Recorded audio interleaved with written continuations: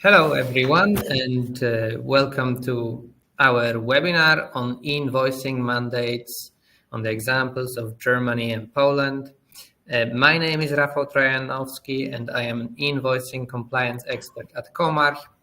Before introducing my colleague, let me just briefly go through today's agenda. So you are for sure aware that there is a lot happening in the e-invoicing world, and during today's webinar, we will of course discuss the global trend, but also focus on two very different approaches in Germany and Poland, after which we will discuss ViDA, the European reform, and end with some advice on how to handle all the postponements. Besides me, our speaker today is Michał Kocperek. If I may ask you to introduce yourself as well as take over, the stage is yours. Just give me a second, please. Wonderful. I believe my screen is visible. I jumped to the slide. Michał Kocperek. I'm the requirements engineer / consultant in the world of Comarch, and I'm occupied with the topic of digitization of different processes or document exchange. What is more, I'm mostly occupied with the German-speaking markets, also Western European markets like Benelux, for instance, or also Nordic countries. And I will cover the first part today. Before we start, some short information about Comarch, so you have kind of some natural imagination who we are. We are already over 30 years old. We are a pretty global company. We operate in 60 countries. We run 90 offices. Also, what is important from the point of view of today's meeting is that we are doing this e-invoicing topic in over 60 countries. Poland and Germany is just part of this picture, let's say. What is else? Comarch is plus 6,000 people worldwide. And also what is interesting, what is kind of making us unique is that we basically develop and deliver only our own solutions. We do not depend on third-party solutions, which gives us a certain flexibility.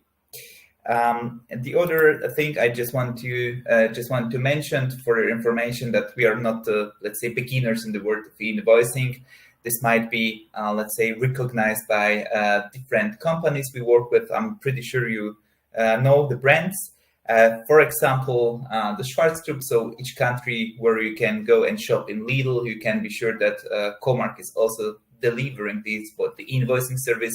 A similar thing goes for Scania and M&A from Volkswagen Group. We are delivering this invoicing here in over 30 countries. This is also interesting, both in case of Strabag and Scania. There is a lot of B2G invoicing, which is some special place, let's say, because you're exchanging invoices with different public entities. Anyway, starting the presentation and global trends in our invoicing, we will at first jump to the, let's say, general philosophy. Invoicing globally, we can basically split in two kind of systems or models. Invoicing is about delivering our invoice data to different tax offices in different countries, because the tax offices and governments of different countries, they would be happy to know with whom you are making transactions, when, and so on. And there are different ways how you can, let's say, deliver this invoice data to the given tax authority. And there are so-called post-audit models and clearance models. Post-audit is the classical one. It's the one we know, for example, now from Germany or, for example, from Holland, where if the government or the tax authority wants to know with whom you are making transactions, they can announce, hi, I'm coming to control your invoices. And then it takes few days, let's say, and then they can access it to see and, for example, review your transactions. The other system is the so-called clearance model, and this is connected with so-called real-time invoice validation or reporting, where each invoice in the given economy is just being sent to the government on real-time basis. So once you issue this, you are at the same time reporting the invoice to the given governmental body or governmental portal. We might split these two models, post-audit and the clearance model, into PTC and CTC. PTC is a periodical kind of reporting where you have to report the data in different intervals. For example, could be a ViT listing or safety reporting. We, for example, know from Poland and the JPK, jednolity plik kontrolny. The other story is the CTC, which is continuous transaction model, and this one is strongly, let's say, connected with the clearance model, because you are just delivering your invoice data on the real-time basis to different governmental bodies. If we want to see globally how it works now and how it develops, basically this map is being changed almost every week, because different countries are declaring that they are entering into invoicing revolution. There are some countries that have already implemented it. We might mention the Latin America, which was, let's say, the pioneer from this point of view globally. And Europe is, let's say, on the second step, but already in Europe we have few places, few countries where this e-invoicing is already working, this CTC / real-time invoice clearing. We know it from Italy, we know it from Romania, we know it from Serbia. Soon it will be also Poland, Germany, which is kind of different, let's say, reform. Same goes for Spain or France or Belgium. Speaking of e-invoicing / e-reporting, this is pretty important to mention, because not everyone is aware. Like, it's about that the governments of different countries, they want to have access to your invoices. They want to have access to your invoice data, and usually the country that is entering this e-invoicing report / revolution starts with B2G invoices, because the sector of economy is not that huge as the private sector, where private companies are dealing with each other, which is also not that big like the B2C, the consumer sector, let's say. So usually B2G is the first place where you are testing the solution. And we already know it in Europe, because in entire European Union, the B2G invoicing is already mandatory. It does not touch every company, because not every company is dealing with the public authority, but it was, let's say, the training place for the entire invoicing revolution. Once this first step is done, governments are tending to extend the scope of this invoicing also to B2B transactions, which we are facing now soon in Poland, or what we are facing now in Germany or other European countries. Once this is done, usually the B2C kind of e-invoicing / e-reporting is about to enter. The story is that this sector of the economy is way bigger, and it probably will not be some kind of real-time reporting, some more periodical reporting, for example, and every 24 hours you have to report the data, what you are selling to whom. What is also important to be mentioned, now we are just speaking about invoices. However, governments of different countries declared also they would be happy to know what goods are you ordering or what goods are you shipping. So also this shipment taste, we can know from other countries like Romania, where the given country, the government wants to know a little bit about what you are shipping or what you are ordering. So the scope is, let's say, intended to grow and to get bigger. Talking about invoicing or e-reporting, there are different models, just for information, so we have some, let's say, general knowledge. The first one we know, for example, from Italy or from Romania or from Mexico. It's the so-called centralized model. It's pretty simple. Usually you just name one governmental portal, one format of data that is going to be sent, and one transmission channel. We might call it, that's the simple model, let's say, where you can directly integrate with the given governmental portal where you report the data on the real-time basis. You can do it on your own. There are some countries where service providers, some of those countries are requiring you to use a certified service provider. Doesn't matter, but this is how we are feeding the tax authority with our invoice data. This centralized model can also be reviewed in different submodels, let's say the one in here on the right side, we know, for example, from Hungary, where this is not real-time invoice clearing, where the given governmental portal is receiving the invoice and accepting this. This is just reporting. We're just sending over. You're just passing the data to the governmental authority, to tax authority, and you are just reporting, not clearing your invoices. It would be probably too easy if the world was looking this way, that each country would just implement this centralized model. And there is also something which we might call decentralized model. The pioneer, from this point of view, we might name France, because this is the first country that is intending to introduce this decentralized model. What is difference? Difference is we also have this governmental portal. However, how we report the data to the governmental portal is a little bit easier. The common thing is just reporting data to the tax authorities. However, in this model, there are certified service providers appearing in the entire exchange process, and only such certified providers are then obliged to report the data of the transactions or invoices they are processing to the given governmental portal or the given tax authority. It can be done in different ways. For example, bigger companies, usually they tend to exchange data via different EDI providers like Comark, for example. So these providers, they will take care of this reporting, but also you can just directly get integrated with this portal and exchange the data via the portal with the given recipient.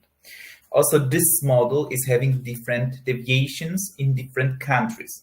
Countries that might take over after France using this decentralized model would be probably Spain, where we are still waiting for the legislation to be passed, and probably Germany would be the second example for now. We don't know it yet.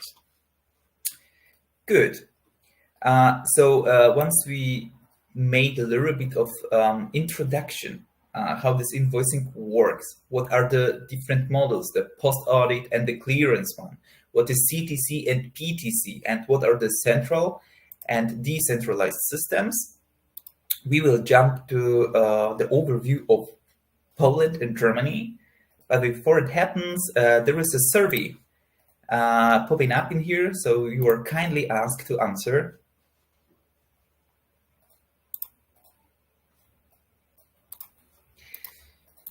I hope everyone managed to do so. Let's start with Poland. Poland follows this simple model of the centralized model, the centralized platform where the governmental portal is going to be KASEF, Krajowy System E-Faktur. There should be just one transmission channel, which is the API to the given governmental portal, the KASEF in Poland. And also there will be only one format, which is KASEF XML. Pretty simple. Poland is following Italy, which is the pioneer in the European Union, followed by Romania, for example, and Serbia. The timeline in Poland is kind of a bit confusing, could we say, because at first it was planned maybe to go live and make it compulsory and obligatory from 2023. Then it was changed to 2024. We were considering the 1st of January. Then basically the deadline should be the 1st of July 2024. But now we know it got postponed to the first quarter of 2026. What is interesting in Poland, this pretty simple system, once you were preparing the project to get connected, to get integrated with KASEF, you have to think of the integration, which can be done on your own, or of course you can help. You can be helped by some certified provider, and this integration can be done on different ways. For example, you name us the communication channel you would like to exchange the data with our platform. Then after we agree on the given exchange channel like SFTP or AS2, some simple data protocol, or might be different kind of REST or SOAP or APIs or services. Once the integration is done, the other important thing is the format conversion, where you have to convert your native format. For example, if you work with SAP, it would be probably IDOC. to the format of the given governmental portal. In Poland, this is CASEW XML in this case. So you need to do this conversion work. It can be done on your own. It can be done when you're just using some provider.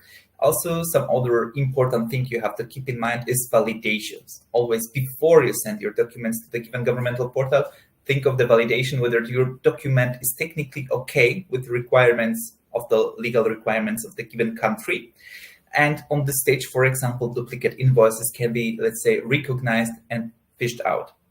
In terms of validations, this is also important because governmental portals like CASEW, in general, they do not offer you any kind of business validation.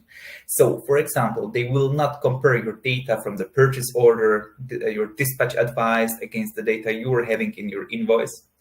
The other story is these portals, they will not, for example, do any mathematical validation like what is the net amount, what is the gross amount, and what is, for example, the tax rate. The other story, such portals cannot do any check against the master data of your suppliers, for example. So keep it in mind while introducing this project in your organization. Another point that is important is data enrichment. Governmental portals won't do any data enrichment for you, but you might need it in terms of your internal processes. For example, when you receive an invoice from a given supplier, for example, you need it to be enriched by different ID numbers, for example, or identification means for you just to enable the processing.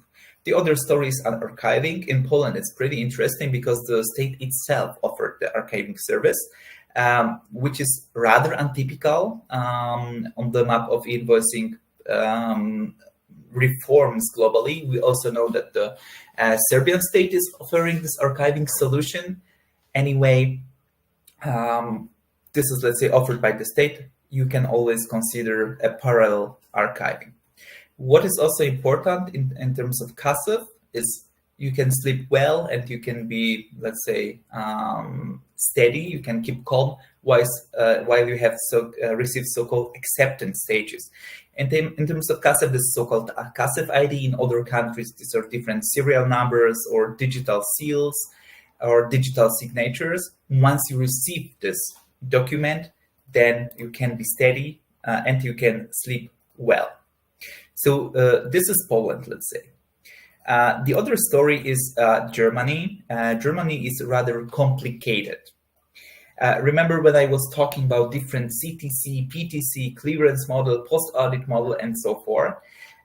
Germany is quite unique because Germany is doing the invoicing revolution totally different to other countries. No other country was introducing invoicing as Germany does.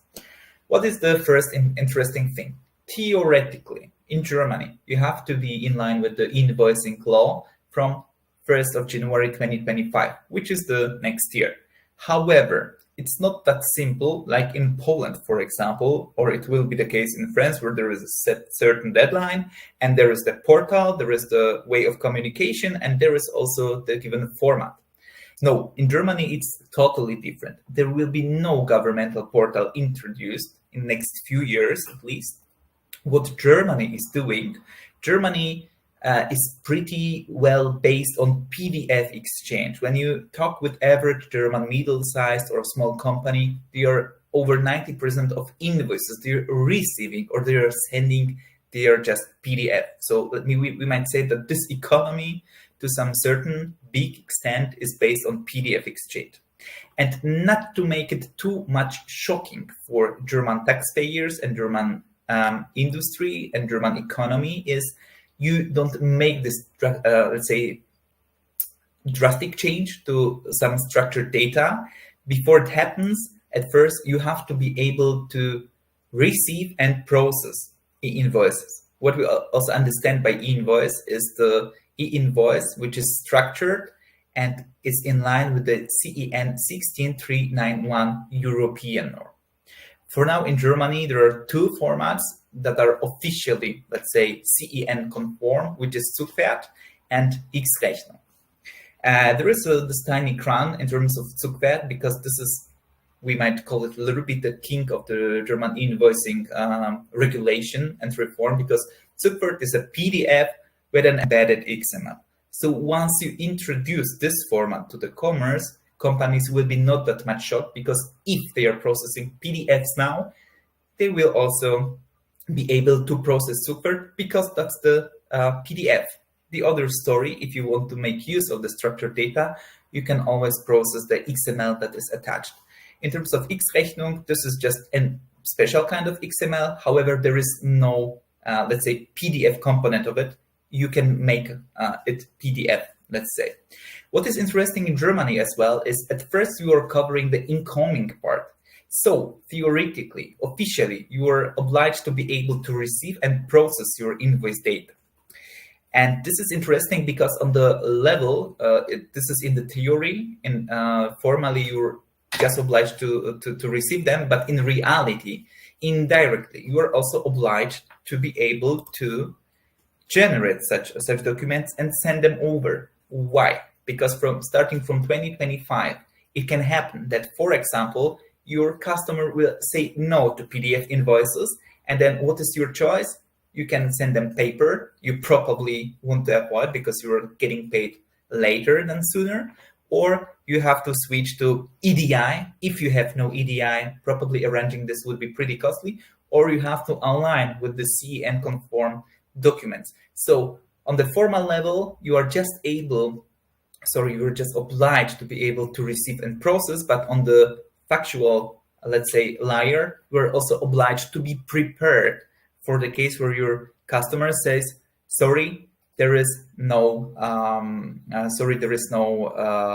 PDF available. So theoretically, only incoming invoices in Germany, but on the factual level, you also have to be prepared to issue structured files. If your customer says, no, sorry, I don't want you to send me any PDF anymore. It's complicated. Another story is Germany is not introducing any portal, for now at least.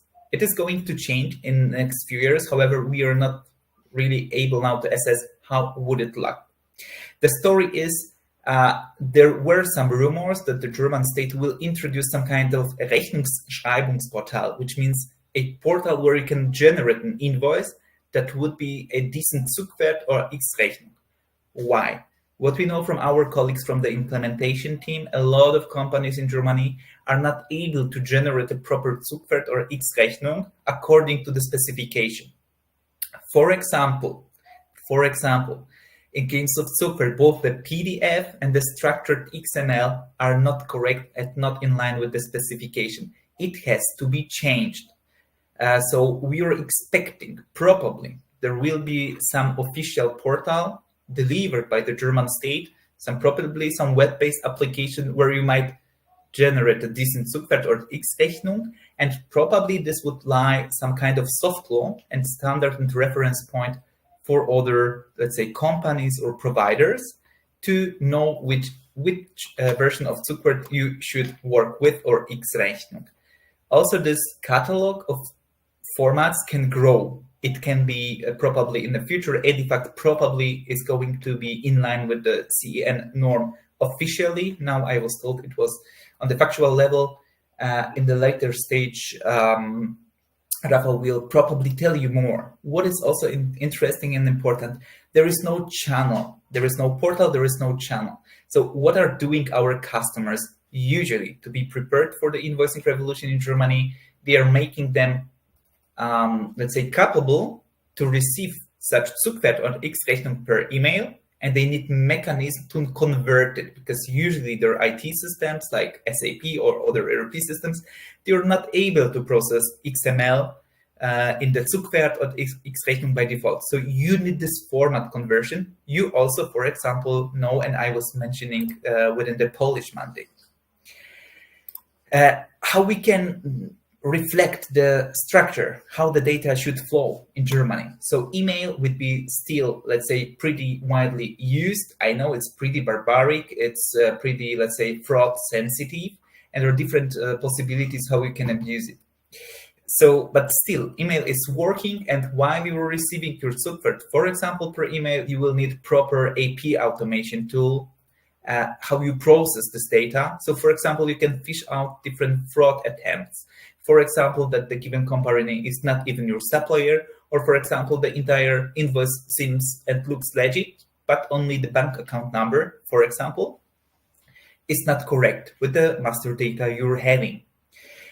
What else? The other story is you might work with email with all its disadvantages. The other story is you might get connected to the EDI network, for example, of Comark, and there will be, let's say, a module where you can just get part of this network. So we will not be, let's say, obliged to work with email, but you might make the use of our platform. So, for example, you can connect to different customers of yours, and also you might be connected with different suppliers of yours.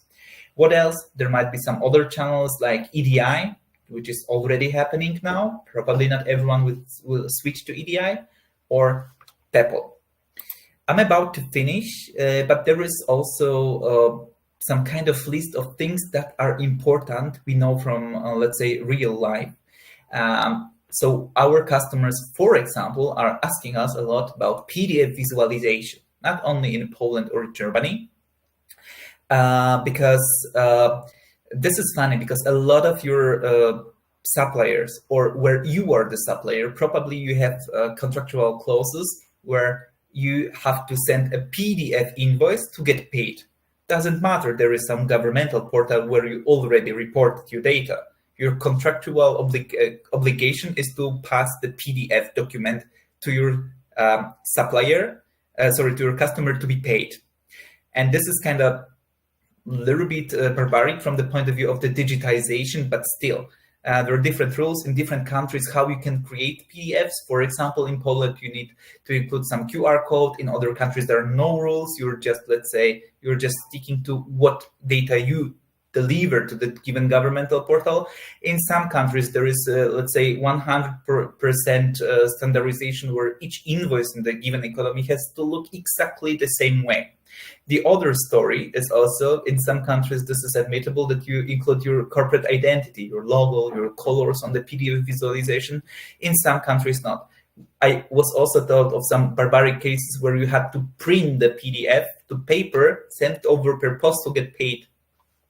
Another story is self-billing or attachment handling, because governmental portals are not accepting any attachments. So you have to deal with them outside of the given governmental portal. For example, per email or via EDI. What is then with cross-border transactions? For example, self-billing is interesting. A lot of German automotive manufacturers are also producing in Poland. And in order to be able to self-bill themselves, they have to be registered in CASE, for example. The other story, formal technical validations or business or commercial validations, I already mentioned. The other story, acceptance status handling, because, for example, if you want to correct your invoice, you will not pass any credit or debit note. You have to send a corrective invoice, which has to include the CASEF ID of the invoice that was sent before. The other story is when to start. From our point of view, if this is the very, very first project we're having with our customer, it takes about 2 months to get integrated with CASEF. But please keep in mind that also you might be obliged internally to adjust your processes.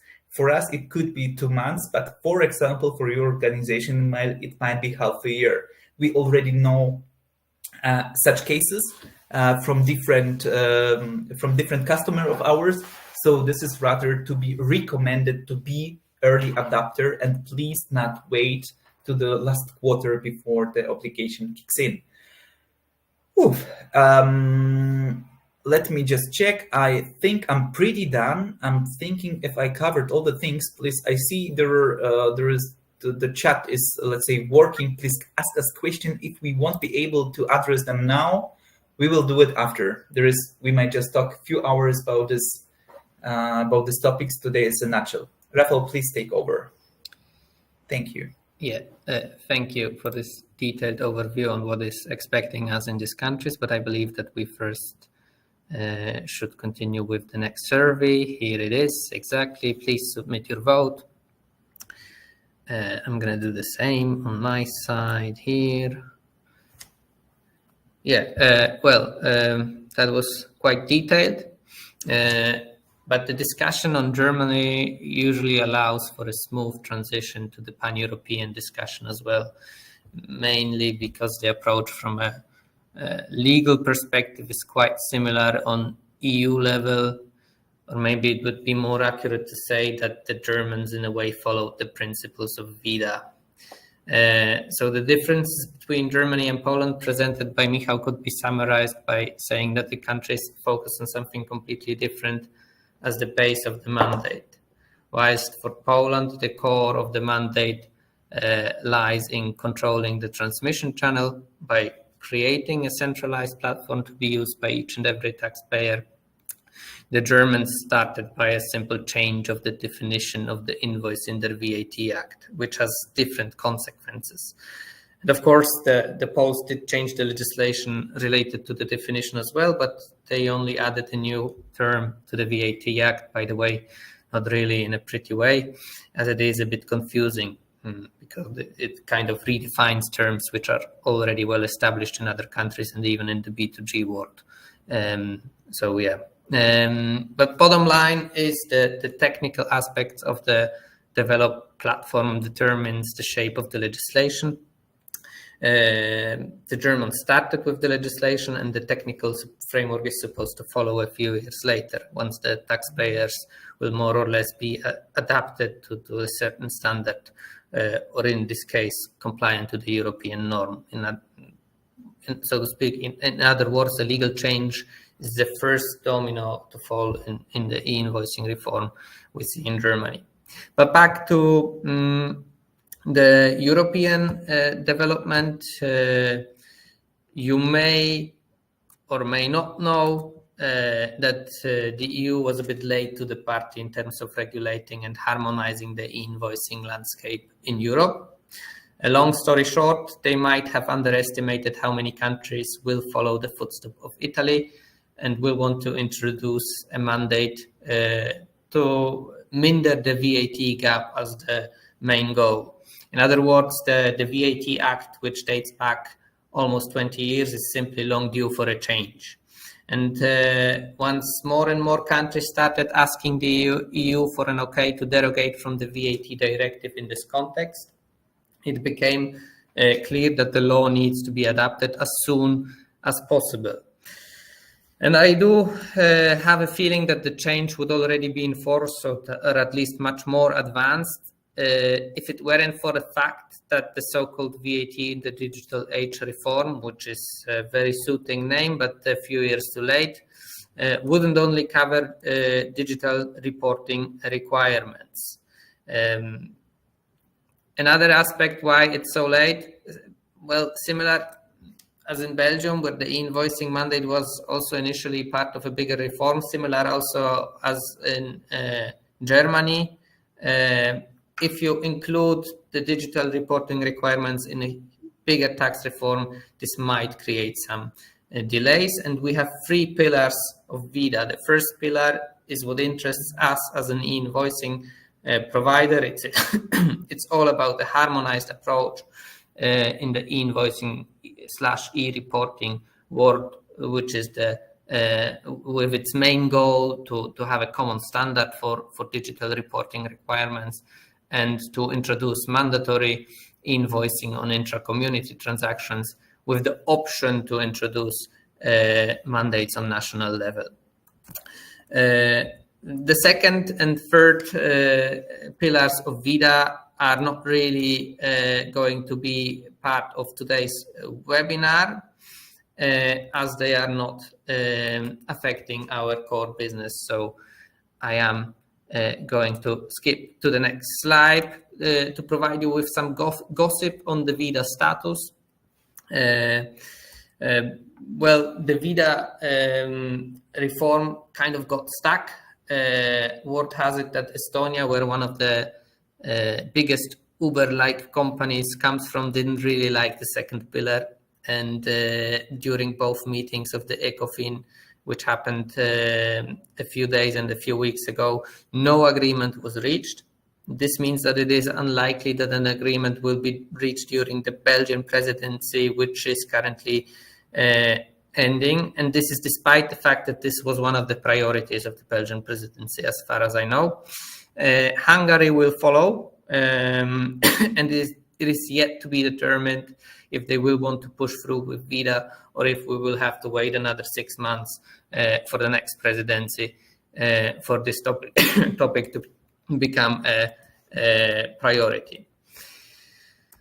Well, back to Pillar 1, the digital reporting requirements, which are part of ViDA. It might be an oversimplification, but in a way, the ViDA reform in the context of e-invoicing and e-reporting requirements is about adapting the approach which is already established, adapting to the approach which is already established in the public procurement e-invoicing world. So it's about transposing this to the VAT directive. Just a reminder, public procurement e-invoicing had its reform a few years ago, and whilst in the VAT Act, non-structured files such as PDF files are still considered to be an electronic invoice, this is not the case whenever you are invoicing public administration entities in the EU. So similar as Germany just did, the reform will introduce a new default invoice. The CEN-compliant structured invoice will become the default invoice. Again, similar as in Germany, although the wording has some differences when it comes to exceptions. So, for example, the enigmatic word interoperable is not used in ViDA. This means that structured invoices will no longer require the recipient's acceptance. Our experience in Germany already tells us that this might be a huge challenge for the taxpayers. The need of getting the EU's acceptance is no longer going to be there for introducing an e-invoicing mandate on national level as well. And whilst there is no obligation to introduce a mandate on national level when it comes to e-invoicing, we will, however, have a mandatory reporting mechanism for cross-border transactions. So a reporting solution for suppliers and customers of header level data of intra-community supplies, acquisitions, services will for sure be introduced. And despite the fact that the technical framework is not yet known in detail, this is probably how it's going to look. So there will be basically the need to report invoice-related data to the tax authorities, which will share it with the central EU database in form of a CEN-compliant report, which is also one of the reasons why the European norm is like the default standard, which has to be followed also in the invoicing world. So this is the reason. By the way, the European standard will also be adjusted to the B2B world as it was developed within invoicing in public procurement. So it's not perfectly well suited to the needs of VAT transactions, and it needs some adjustments, which is currently happening.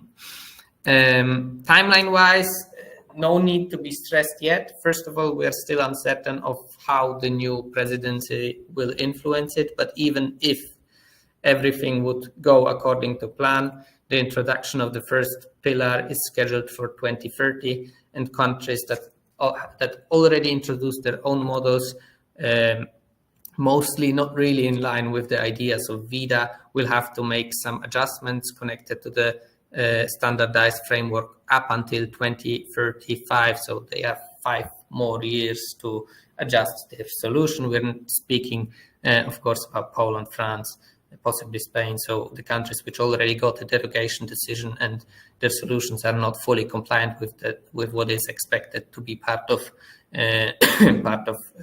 ViDA. Okay, to wrap up this webinar, a few factors which are indeed playing a huge role whenever a timeline of implementation in a country is defined. So the most important factor is obviously the question on how complex the introduced model is. I would say that France and Poland are good examples of a very complex solution, despite the fact that Poland is introducing a centralized exchange. It is much more complex than, for example, Romania, where the documentation is just a few pages, and there is not even remotely close. They are not even remotely close in terms of number of features and processes which are handled by the platform. So this is obviously quite important. The more complex the solution, the higher the chance that the mandate will be postponed, which means that for sure the German deadline will probably stand as it is. Second factor is the need of tax authorities. So countries with higher VAT gaps are most likely to rush the mandate and to introduce it despite not being like fully ready and certain that everything will work as expected. There are also, as the example of Romania shows, we'll look for other options to minder the VAT gap. The Romanian road transport platform is not an e-invoicing platform, but it might be used to cross-check the data, which is why it was introduced in parallel to the e-invoicing mandate. Last but not least, the political situation. It quite often happens that whenever the government changes, also the plans are changing. And one of the reasons why we don't know yet exactly when the French pilot phase will happen, for example, is because there is some uncertainty on political level.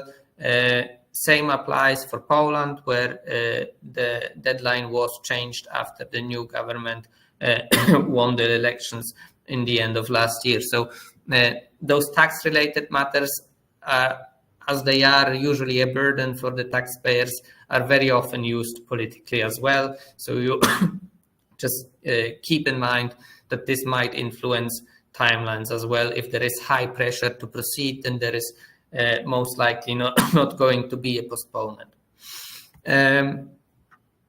Okay, so the question that needs to be asked, how can we avoid chaos because of the constantly changing timelines, or better to say, how can we ensure that the implementation will be smoother?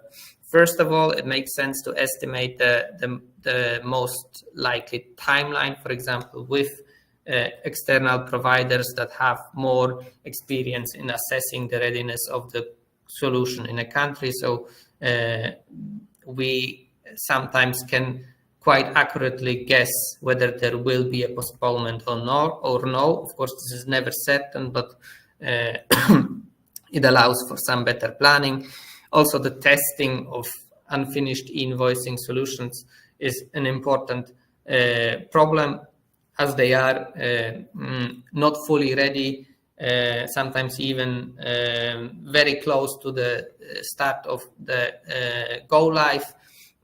This means that it is kind of hard to fully test the solution, and we do strongly recommend to make use of all the options to participate in voluntary periods, as this kind of provides the possibility to test out the data flows. Okay, we are pretty much on time, as the webinar was scheduled for 45 minutes, but I suppose we still could and should answer at least some of the questions. Maybe I will read out a few of them. Michał, feel free to jump in whenever a question should touch your part of the presentation today. So the first question today was about the go lives in Germany and in Poland. One is scheduled for 2025. The second one is for 2026. The question is when to start the implementation project and how much time do you require for it? I think that's a question to you, Michał. Okay, well, let's start with Poland. Basically, you have to be ready let's set it 1st February, but the first quarter of 2026 in terms of Poland. That's the first thing. The other story is you can be done even now because the Castev platform is working today, where it's not obligatory. It will become obligatory in 2026. For now, you can do it on the voluntary base. A lot of our customers where we are providing this invoicing service, they're already integrated with Castev. So once Castev becomes obligatory, you just switch to the productive environment, let's say from the test one, but already the connection and the integration is tested. So let's say it's pretty simple, and I will encourage you to be this kind of early adapter and get integrated, for example, on the beginning of next year or on the end of this year. This is Poland. In terms of Germany, we have less time. It's 2025. We are already closing the second quarter of 2024. And please remember, in Germany, you are not obliged to process and receive. You are obliged to be able to receive and process, which means for now it would be enough, for example, that you gather per email your Zugwert or X-Rechnung documents, and then that you are able to convert them, for example, to your native format. In terms of Zugwert, you can be in line with the law once you are processing Zugwert, which means you can also process this PDF, not to make it too drastic. Rafał, please pick the other one. I hope there are a lot of questions. Was good enough. There are a lot of questions. We won't be able to read them out all, but we will for sure address all of them after the webinar. I will pick one more with regard to Germany. Why only incoming invoices are mandatory in Germany? When do we expect to implement outgoing invoices? Mm-hmm. Okay, why? Very good question. I was asking myself several times, why is Germany doing this so different? And I also partially covered this answer during my presentation. So from one point of view, at first, you are obliged to be able to receive and process CEN compliant invoices in German, right? So let's say, this ability is the direct obligation. This is pretty tricky because on the factual layer, on the practical layer, you are also more or less obliged indirectly to be able to issue and to send over this structured file, the CEN compliant document. Okay. You are not just because this is tricky. You are not obliged to, let's say, officially you are not obliged to issue and send it over, but you have to take into consideration that your customer can say, please don't send me no PDF anymore. When he says so, you have to go for paper invoice you probably want to avoid, or you have to do it via EDI or the structured file. So on the end of the day, on the factual layer, let's say you are also obliged to release this invoice in this Zugwert or X-Rechnung format. Pretty theoretically not, but in real life, yes. Okay, I would say we will pick out two more questions. One is interesting because it concerns the PEPL network. So the question was, is it mandatory for businesses to utilize the PEPL network for e-invoicing in Germany? No, it is not mandatory. This is an optional transmission channel. Germany did not define any transmission channel. They just changed the invoice definition. There was also a second part to this question. Additionally, could you explain the procedure for recipients to receive incoming invoices when they are sent via the PEPL network? So in order to receive the invoices sent through PEPL, you have to have your own access point. We are, of course, a well-established PEPL access point, which will register you in the PEPL network and receive the invoices from the access point of the invoice issuer. But, well, details on that we can provide in the written answer. Another questions with regard to ViDA. I'm looking whether there was some question related to ViDA. Okay. Why the EU is doing ViDA when a lot of countries already have or will have an e-invoicing platform? Well, only the countries that applied for the derogation decision of the EU Commission are introducing e-invoicing mandates, and there are only a few countries which did so. The EU aims to harmonize to avoid pure chaos in Europe, which is why they are going through with ViDA. That's the main reason. Due to time reasons, I would say that we will provide answers to all the other questions in written form. Thank you for your attention. And well, we'll see each other next time. Thank you.